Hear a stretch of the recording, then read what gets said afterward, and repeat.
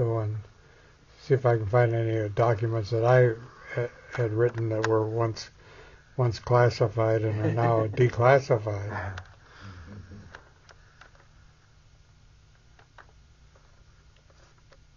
All right, I can adjust and play from here. You good? Yep. All right. I am. Okay. We'll go ahead and get started then. Okay, fine. So let's start by having you just say your name. I'm John Fox. Okay. And my name's Robert Bauman. Today is September 4th of 2013. And we're conducting this interview on the campus of Washington State University Tri-Cities. So let's start by, if you could, tell me about how you came to Hanford, what brought you here, when you arrived. Yes, it was 1951. I had just completed a master's degree in mechanical engineering at Oregon State College at that time. And so it was early in the Korean War period, and I had been commissioned as a lieutenant in the Corps of Engineers when I graduated from college. So I was eligible to be called up from the reserves, and this was one place where I applied for a job that didn't have any problem with that situation because they could supersede it during the Cold War period. So I was offered a job here, and I came to work in April of 1951.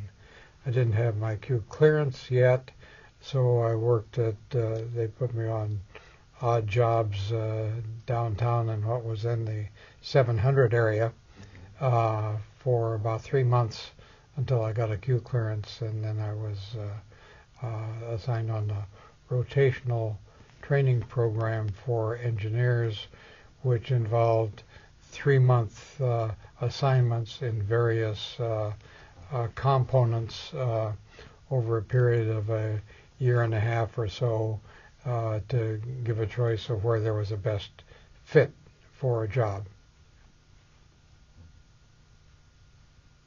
What were your first impressions of the place when you arrived? Well, I had been warned because when I was in college in the late 40s, one of my fraternity brothers had been assigned up here in the Army as guarding the plant for the anti-aircraft installations and so on. And then when he was discharged, he came to school, and he kept complaining about this being the middle of nowhere and dusty and desert, nothing to do, and so on.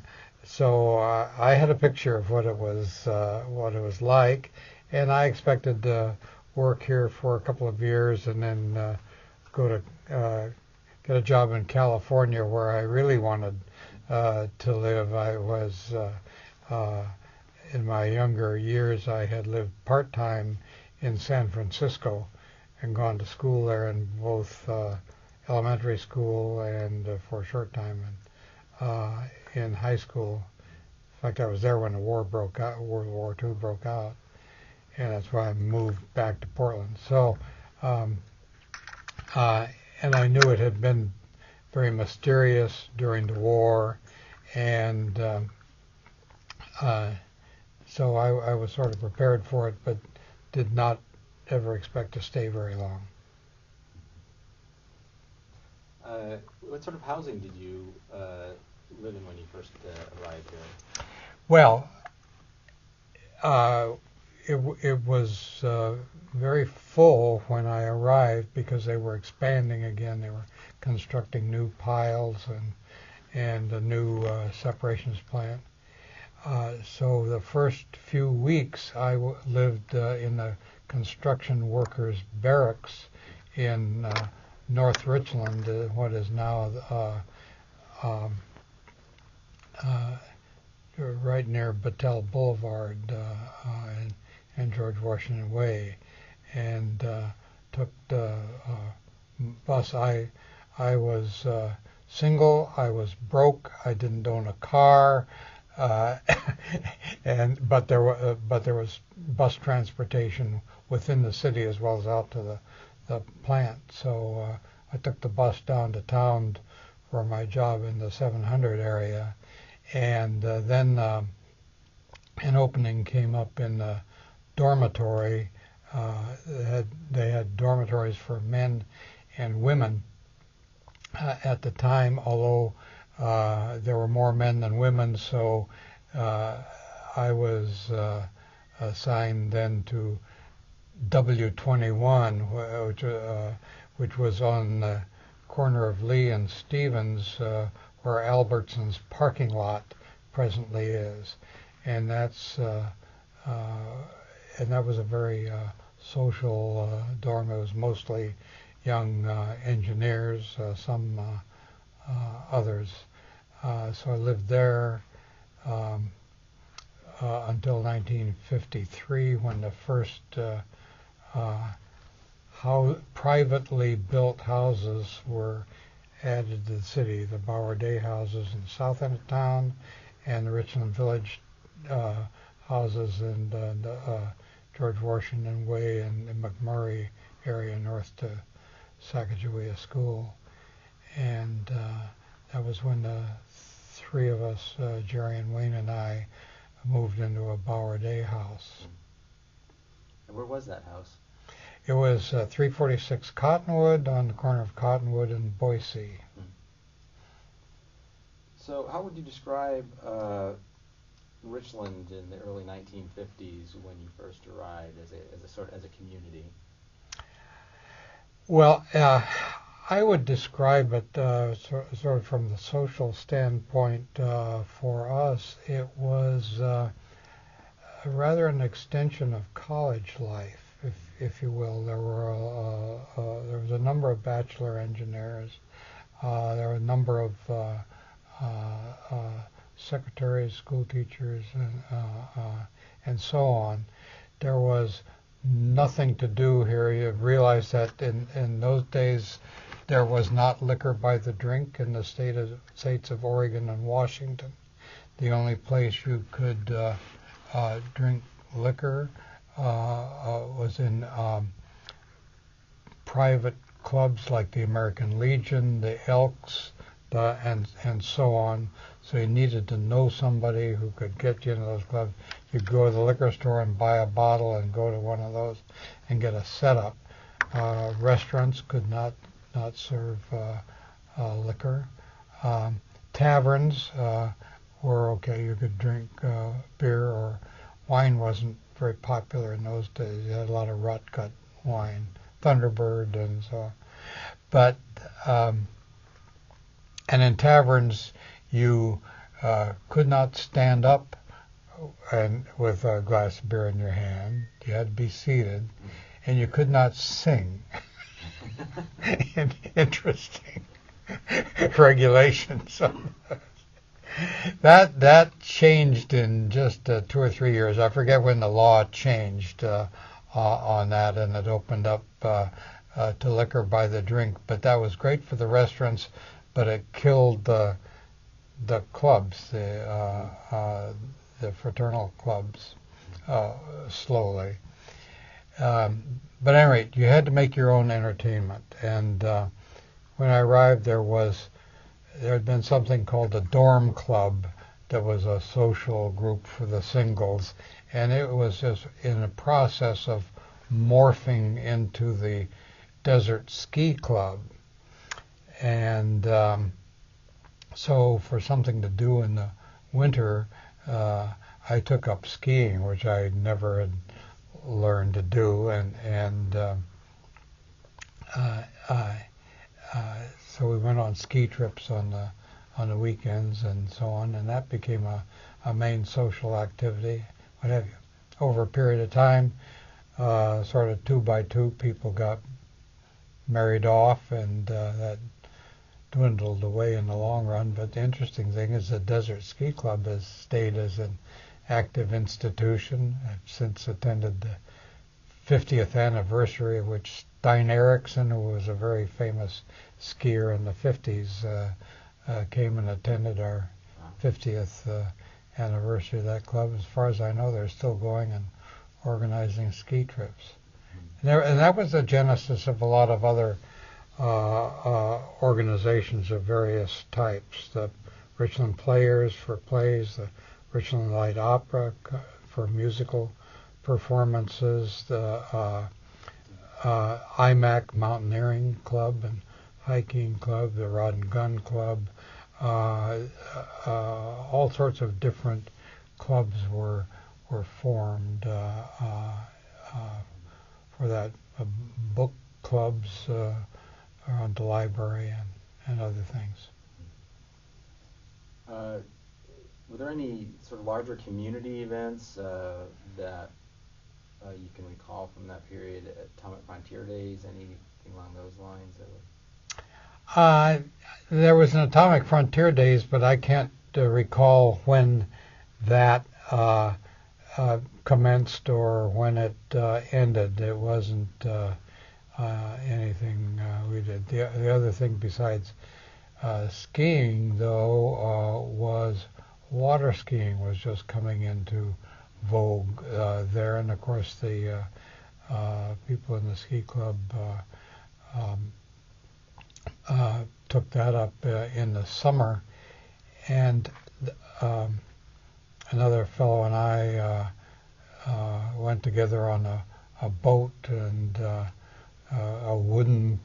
flat-bottom wooden boat that was built for racing in the Sammamish River, very shallow river, and so we took that up. And I remember that a couple of times they put on a water skiing exhibition of sorts. I remember going up to Moses Lake from here with a group to put on a show. And we used to go out on the islands in the Columbia River and stay out there and bake in the sun all day, and even water ski at night, and what have you. So we had a lot of fun doing that. So it was make your own entertainment. And you mentioned that you lived in the Bauer Day home on Cottonwood, and how long did you live there, and where did you move after that? Actually, we moved in there in 1953. One by one got married. There was a turnover in roommates. I was the last one there. I was married in 1959, but the town was sold to the residents in 1958 and 1959.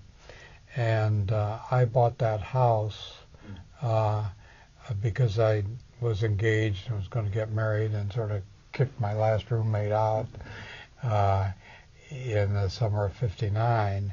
But in 1958, I also went in with a group of people to purchase land north of Richland. Because the town at that time ended at about Newcomer Street. There were a few houses built north of there, and the tracts of land between there and here on the WSU Camp Sprout Road were auctioned off in various sized tracts.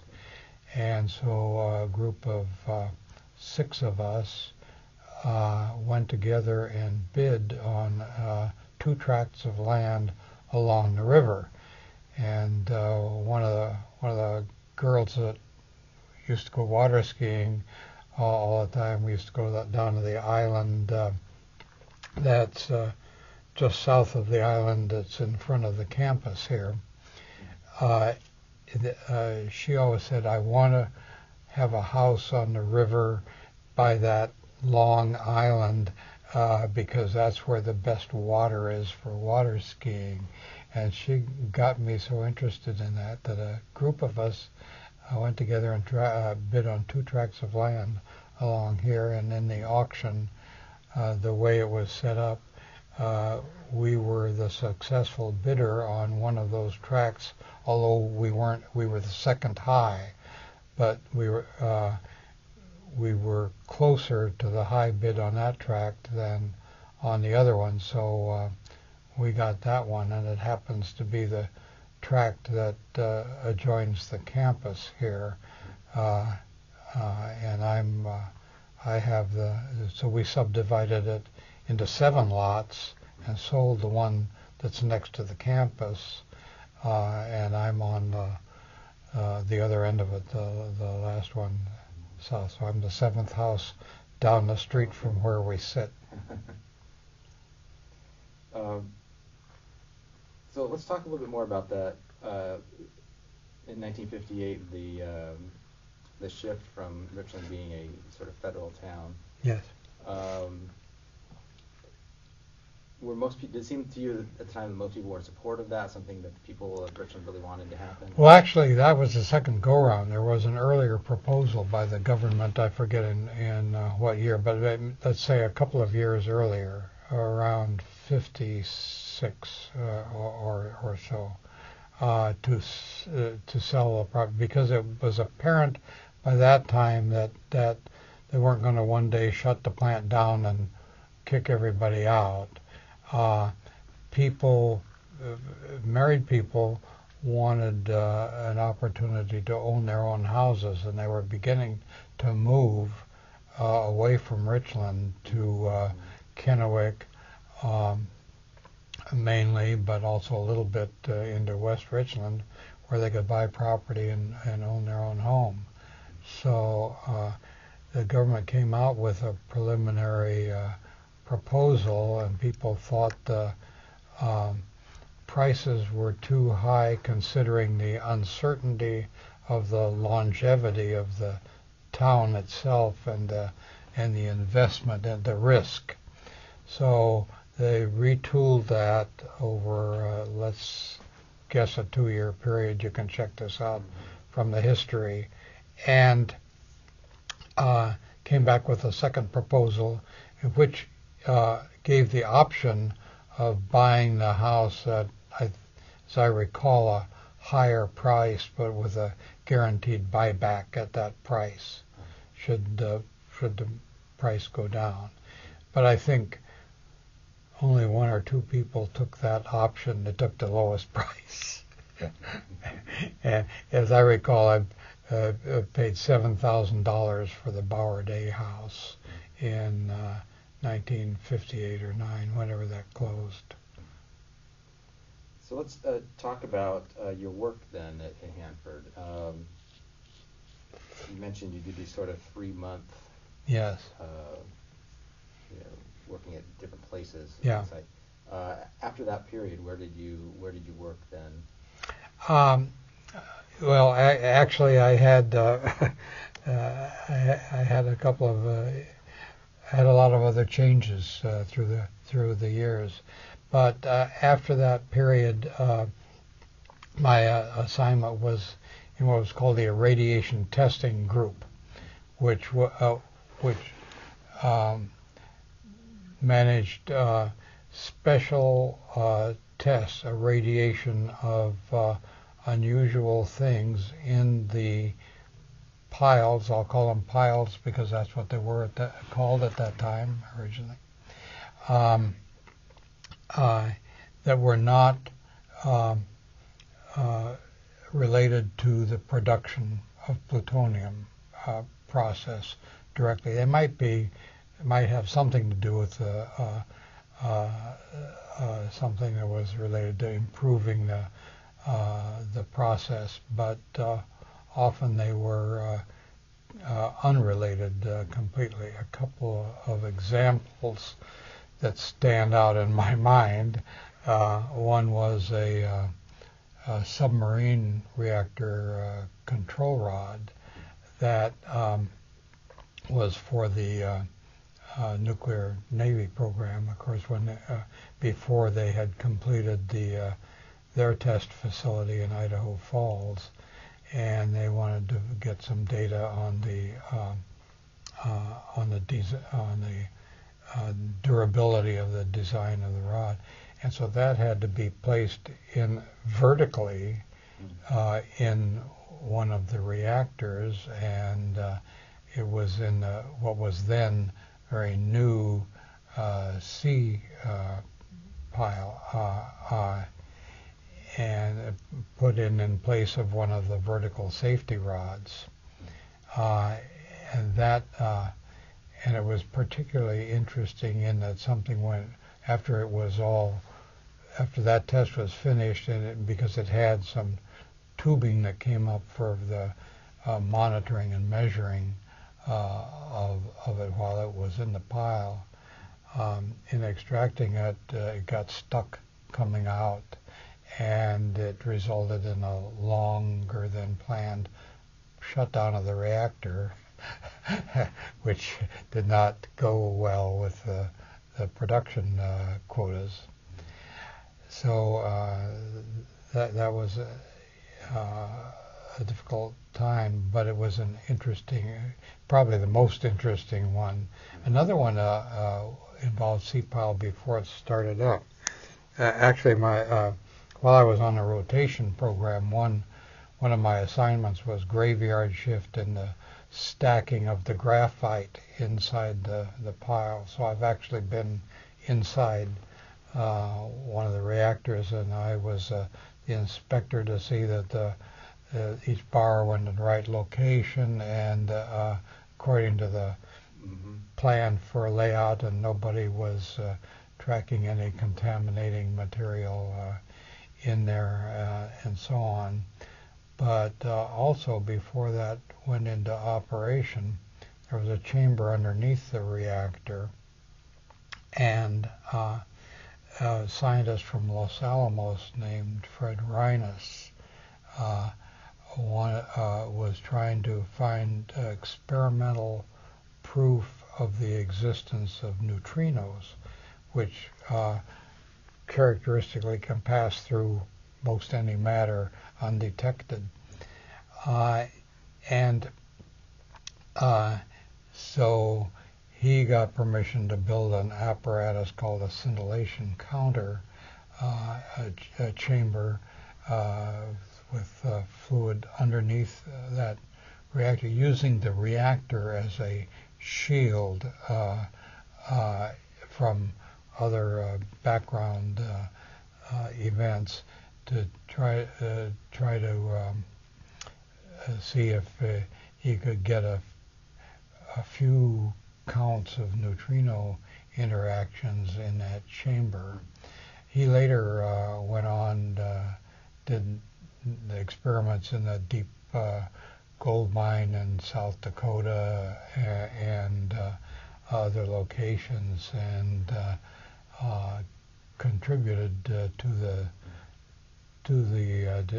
verification of neutrino existence. Eventually won a Nobel Prize at the end of his career, at the end of his life, literally.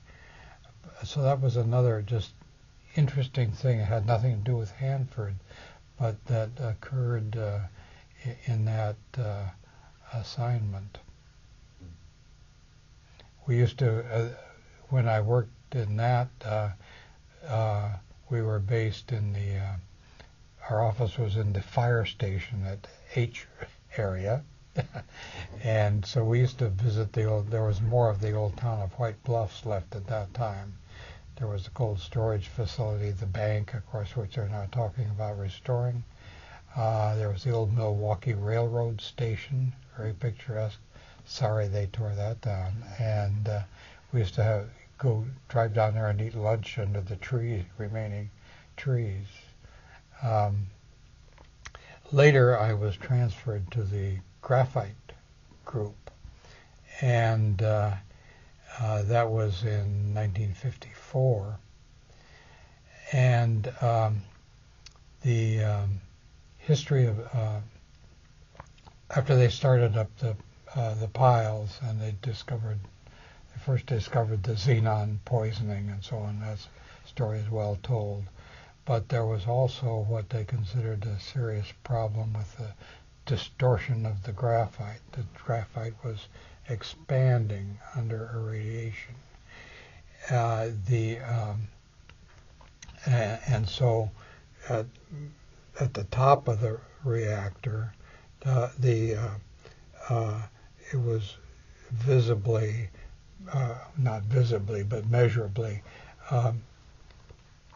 bending the tubes that the slugs were in, and it was becoming more difficult to push them in and out, loading the reactor. And they thought, if this keeps going,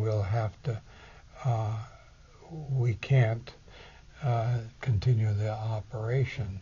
In fact, it's my recollection, I don't have the records, that they shut down B reactor for some period of time in order to preserve it, and they built DR, which was a replacement for D in case they had to abandon it. But then there was much more concern about the expansion of the graphite. So they changed the inert atmosphere inside the reactor shielding from helium to a mixture of helium and carbon dioxide to heat the graphite up to a higher temperature, figuring that this would anneal out the damage to the graphite.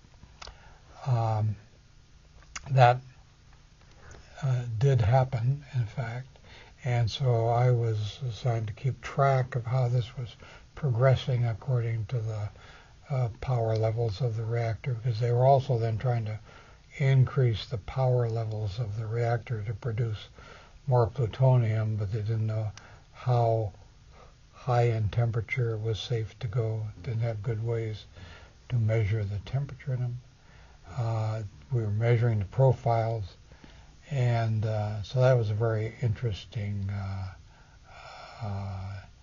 task. And I was there until doing that until 1956, when Hanford Laboratories was formed, and the Hanford Laboratories was formed and given the project for recycling plutonium in nuclear power reactors, which was the first peacetime mission for the Hanford plant, or purely, exclusively peacetime, nothing to do, unclassified, nothing to do with production of plutonium, but aimed at getting the maximum amount of energy out of the uranium ore resources. So that involved design of the plutonium recycle test reactor from start to finish and operation of that. That was a heavy water reactor, entirely different type of unique design. And so that was a very interesting project. So I was fortunate in having some very different job assignments throughout my career here in different technologies. And that, in fact, is what kept me here for so long, is that it was an ever-changing job challenge. And so how long were you with the PRTR then? I was there from 1956 until early 1960s, till about 63. I forget the date it went critical and into operation, and I moved on to other things because I wasn't associated with the operation of it. But it also has a very interesting operating history because of particular experiment that was done there that went awry. But Do you want to talk about that? I think it's well worth getting somebody who knows more about it, who is involved in the fuel technology, particularly today when there's a project at Savannah River for building mixed oxide fuel elements from the plutonium that's recovered from the weapons reduction program, and they have a project there that's in about the same sort of situation as the vitrification plant here in budget and schedule and so on. And yet in the 308 building in the 300 area, mixed oxide plutonium uranium oxide fuel elements were manufactured for the PRTR back in the late 1950s and early 1960s. That plant has since been torn down. But the experiment that went awry was to run the fuel rods in the PRTR were made of zirconium-clad mixed oxide fuel elements, very similar to what's normal for nuclear power reactors. And that was the whole idea, that they were different mainly in that they contained plutonium from the beginning. But it was decided to run an experiment to see how hot you could run those, if you could run them safely with the core of the mixed oxide molten. Fuel elements is about so in diameter, and I forget the melting point, but it's in 2200 centigrade or something like that. And one of the fuel elements melted through the cladding and the pressure tube holding it, and so on, and seriously damaged the reactor, and it had to, that was a big repair job.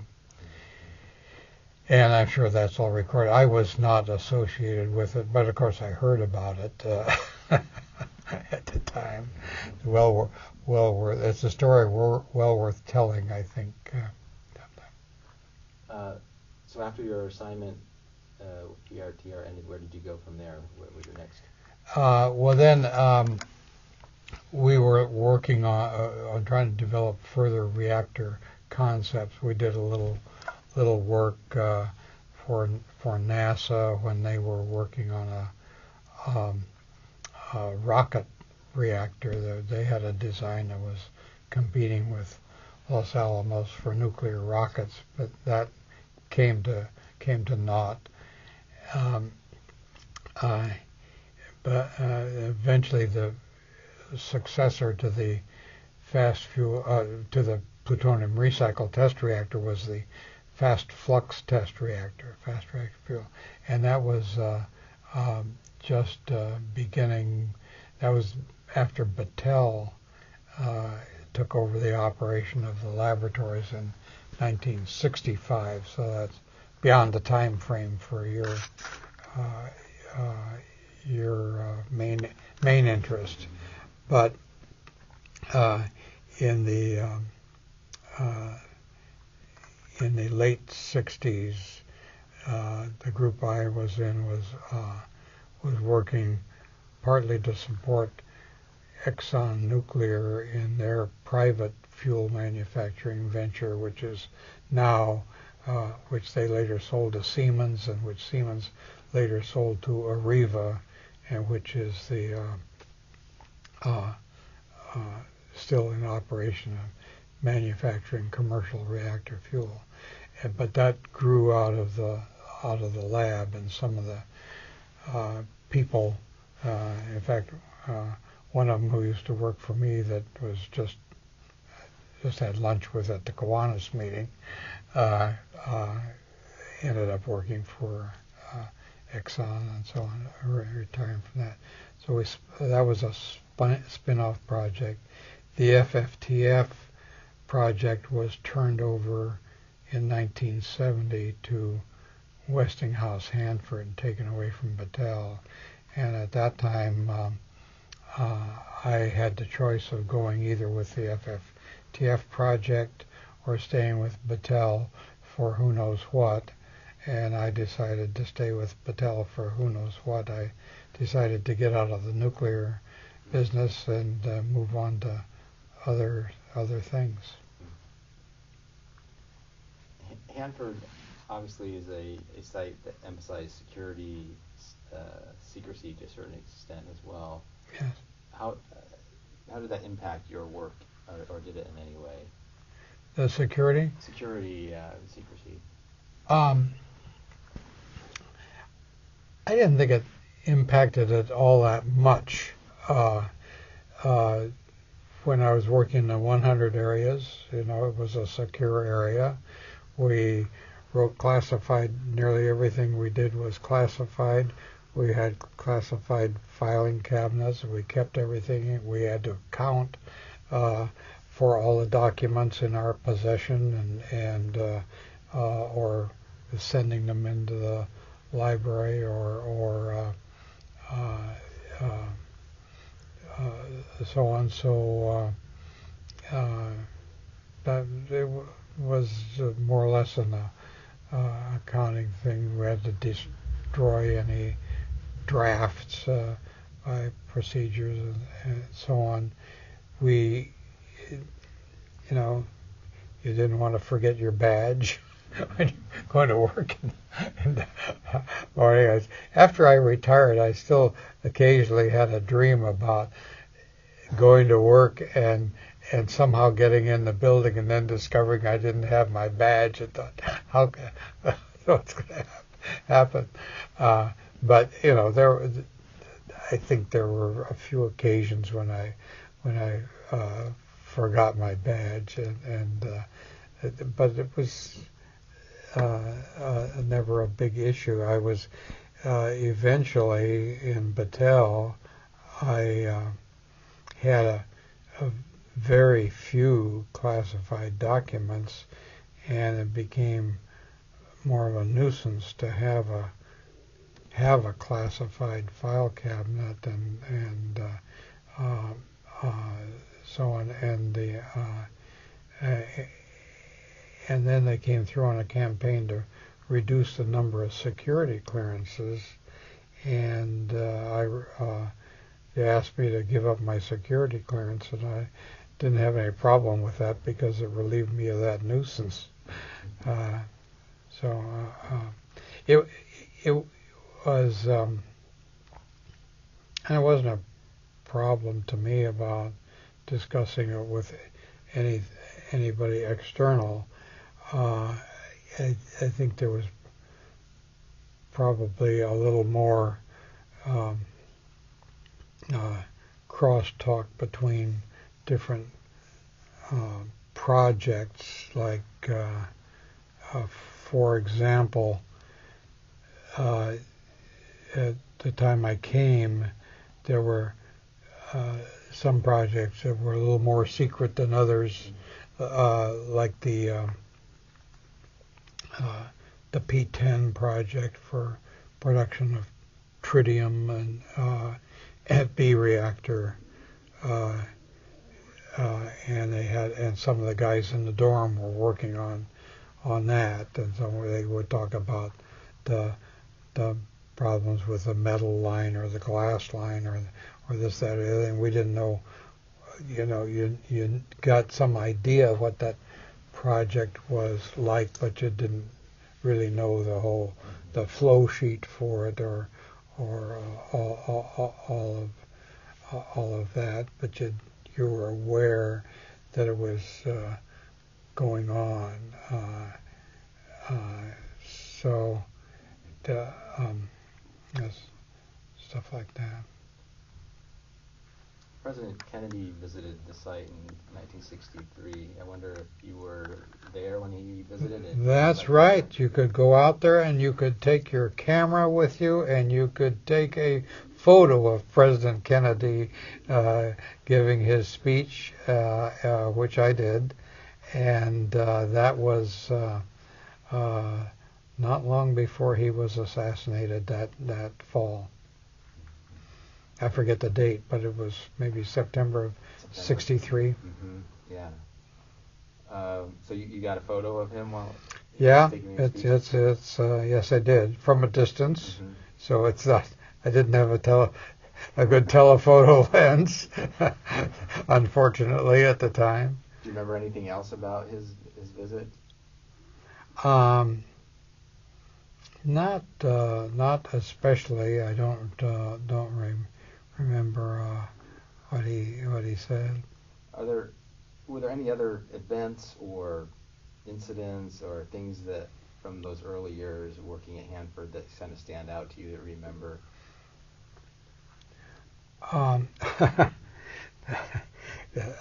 It's sort of an off-the-wall type of one, and this was back when I was early on when I was at the fire station at H area, and at that time there was a fighter aircraft base at Moses Lake, Larson Air Force Base, and again it was protection for the Hanford plant, and a pilot from there had a flame out over the Yakima firing range somewhere, and ejected and landed on the Hanford plant. And he landed in a tree, and they had to Hanford Patrol had to get him out of his parachute out of the tree. How ironic in all of that space that he could find a tree to land in.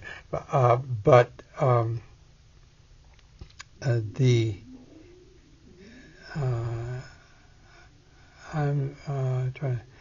There were other events. There was an incident with the startup of K West reactor. I think that's another sort of plant war story to tell, and I don't know what's been said about that.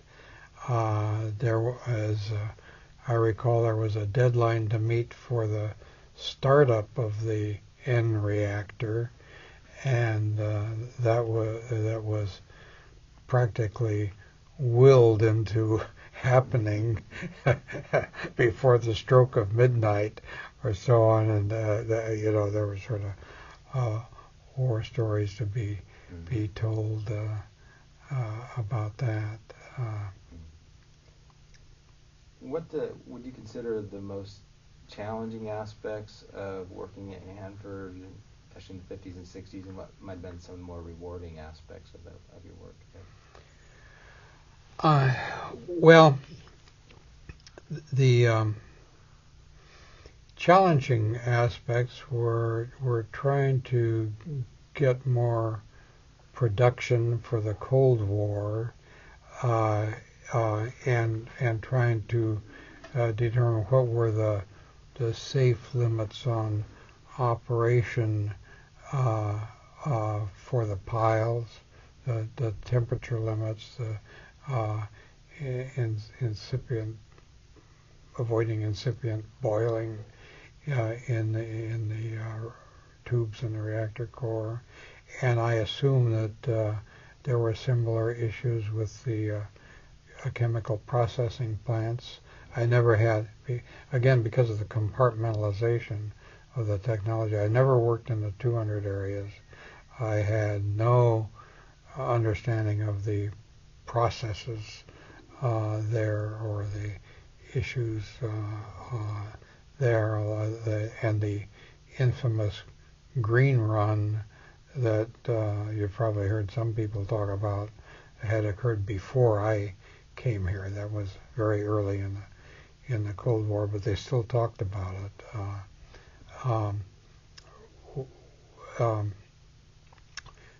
Individual radiation exposure limits were more, I wouldn't say they were casual, but compared to today's standards, they were very relaxed. Procedures for doing things were not as cumbersome as they are today. So it's practically impossible to get anything done today under the work rules and procedures by comparison, and yet it got done and generally safely. The only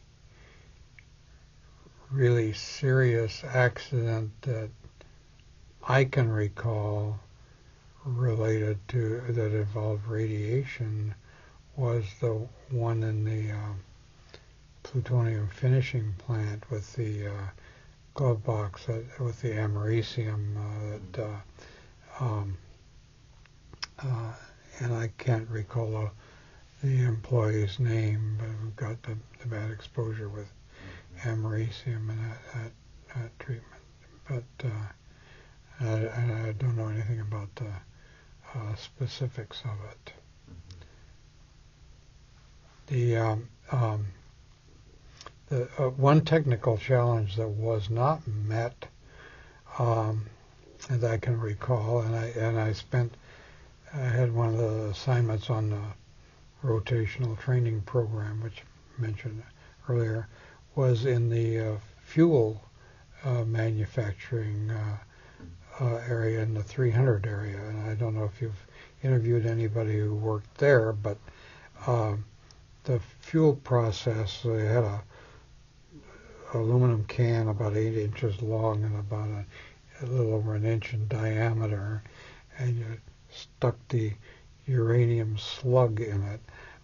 But the way you did that, in order to bond it to the slug, you stood over a pot of molten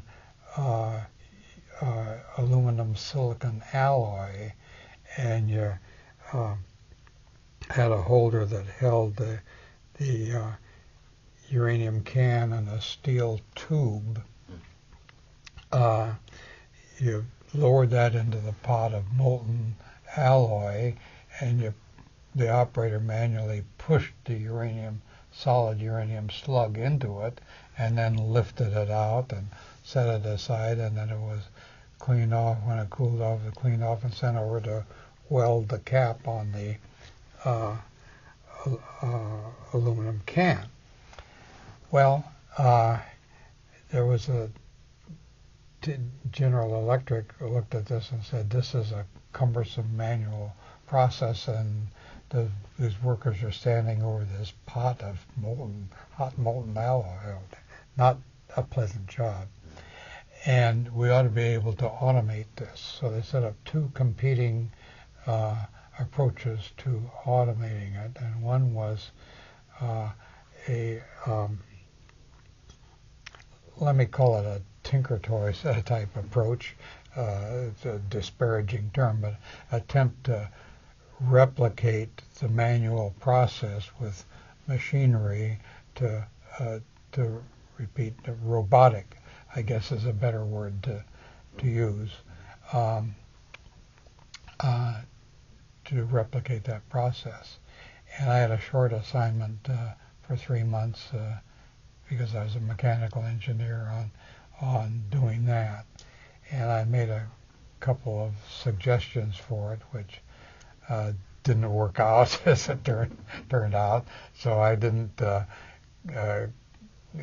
contribute anything to make a success of that, and it was ultimately unsuccessful. The other was for the design group to design a machine to do it by some alternate process.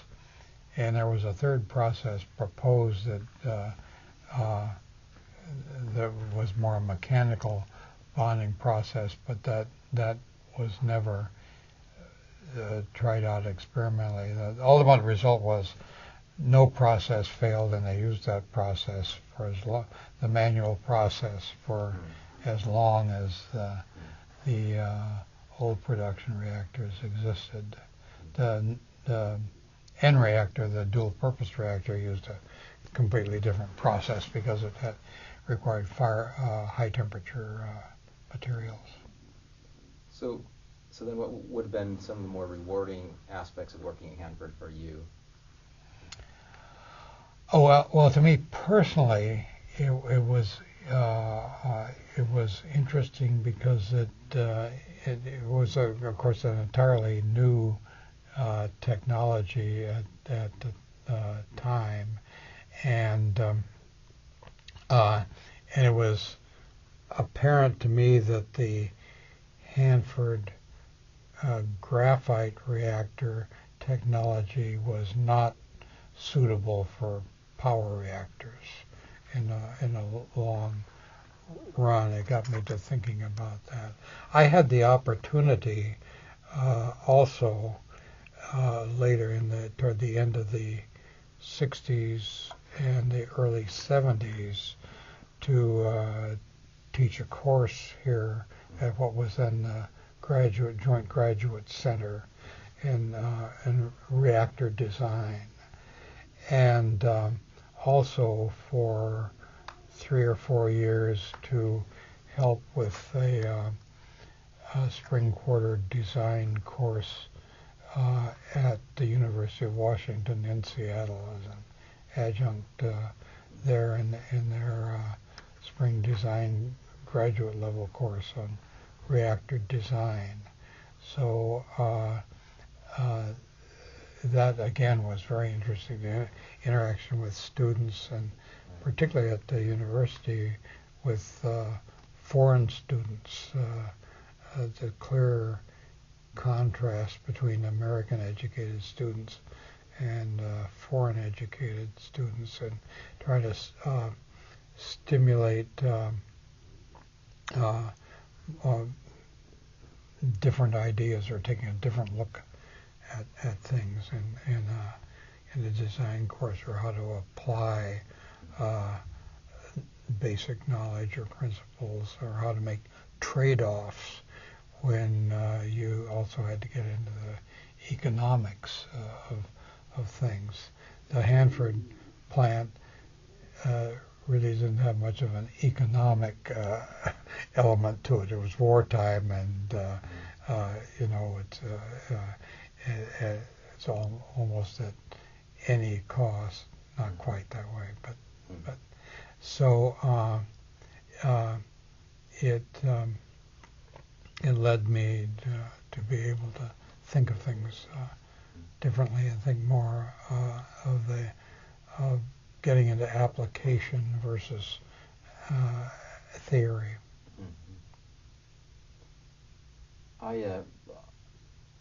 Most of the students that I teach now were born after the Cold War ended, or many of them were, and don't know much about it, or certainly don't have any memories of it. So I wonder if what you might say to either those students that I would have or future generations about working at Hanford during the Cold War. Well, I didn't think of it as anything special, quite frankly, I think that I see these ads on television daily now about Cold War warriors or so on contributing to the Cold War effort, and I never viewed it in that, if you will, quasi-patriotic way. It was an interesting job. It was more interesting than a lot of other jobs I might have had in a career, and the fact that it in some way contributed to the um,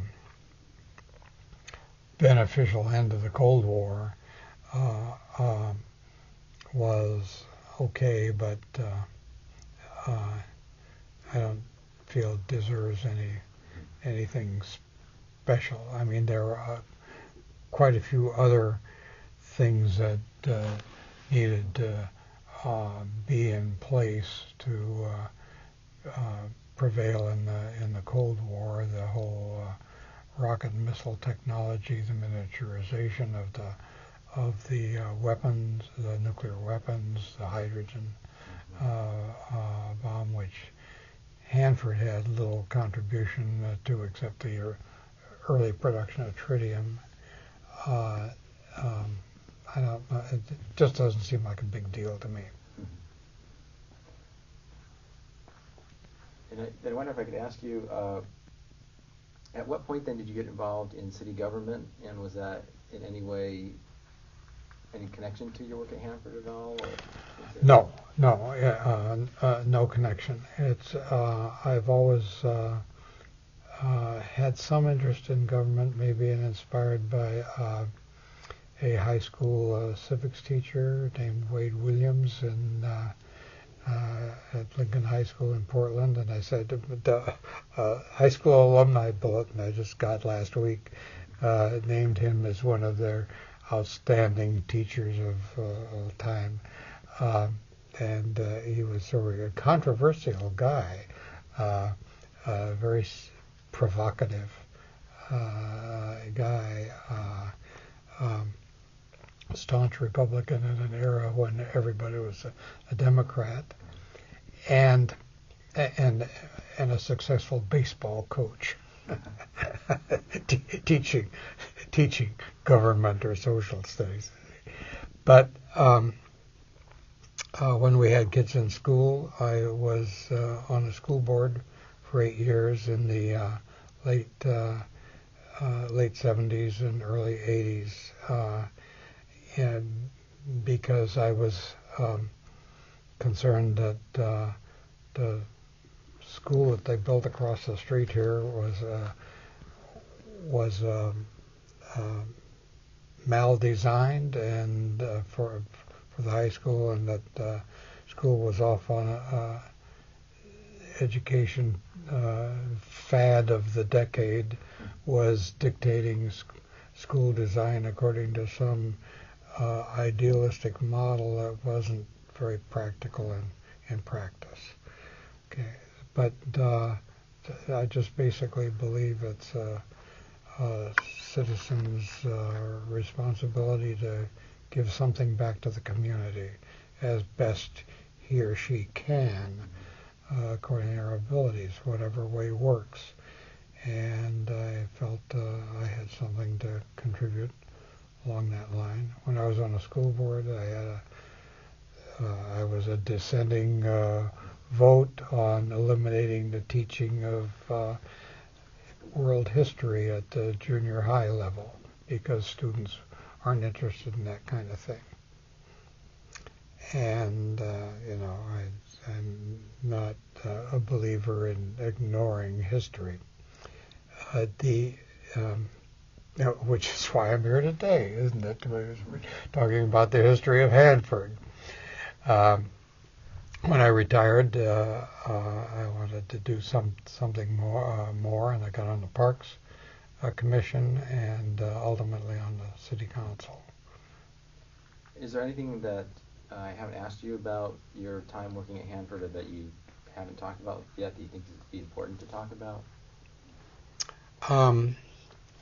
Well, as I've been saying to a number of people in talking about the Reach and the Crest Museum and so on, and some of the issues they have there currently, I think it's important not to think just about the wartime mission or the wartime plus the Cold War mission, but it has led to other things, as I think I mentioned by a couple of examples I previously gave, that it led to peacetime missions, and part of that was a deliberate federal policy to say, okay, we've started this community here. There's a big investment in that community. We need to find a way to support some economy there after the wartime mission is completed and the plant is shut down. And so that led to peacetime missions, and that's led to the evolution of what's now the Pacific Northwest National Laboratory and a whole science and technology, and there are unforeseen consequences of that, and the unforeseen consequences aren't always bad. They seem to be if they're for any action taken in the Middle East, but here it's led to a very vital research laboratory, and we wouldn't have a branch campus of a university here today without that. And that's all an asset to the community. When the Hanford plant was originated, people came from all over the country to work here. It built a more diverse community of backgrounds and interests than in any other city its size in eastern Washington. And that persists now. It's a legacy from that, and it's built on and built on and built on those directions. Out of the lab came the original patent for digital recording, little known, totally unrelated, so on. What else will come out of it in the future? We can't know. But I think we can estimate that something will come out of it that will be for the greater good, and we'll see. All right. Well, I want to thank you very much for coming in today and talking with us about your experiences. Appreciate it. Okay, thanks.